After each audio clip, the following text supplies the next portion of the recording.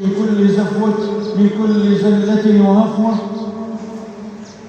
وصلى الله وسلم على من أرسله ربه للعالمين رحمة، على حين فجوة وجفوة، وعلى آله وصحبه أهل المروءة والنحو. ثم ما بعد، عباد الله، إن مما يعين على هذا الباب من الأدب والورع أن يعلم العبد أنه مؤاخذ بكل لفظة يقولها، محاسب على كل كلمة ينطق بها، محاسب على كل كلمة ينطق بها، مجازا على كل عبارة يصفرها في أي مجال كان، وعلى أي وسيلة كانت، مرئية أو مسموعة أو مقروءة. قال الله جل وعلا: ما يلفظ من قول إلا لديه رقيب عتيد. وقال سبحانه: ووضع الكتاب فترى المجرمين مشفقين مما فيه ويقولون يا ويلتنا ما لهذا الكتاب لا يغادر صغيرة ولا كبيرة إلا أحصاها ووجدوا ما عملوا حاضرا ولا يظلم ربك أحدا. وعن عقبة بن عامر الجهني رضي الله عنه قال: قلت يا رسول الله ما النجاة؟ قال: أملك عليك لسانك، أملك عليك لسانك وليسعك بيتك وابكي على خطيئتك. أخرجه أحمد والترمذي وقال: حديث حسن.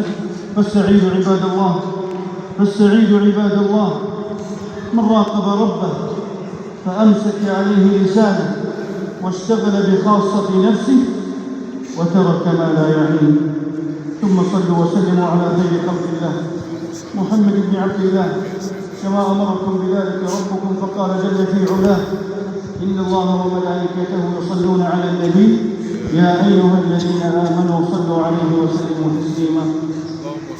اللهم صل وسلم وزد وبارك على عبدك ورسولك نبينا محمد، وارض اللهم عن الأربعة الخلفاء الأئمة الحنفاء أبي بكر وعمر وعثمان وعلي، وعن سائر الصحابة أجمعين وتابعيهم بإحسان إلى يوم الدين، وعنا معهم برحمتك يا أرحم الراحمين.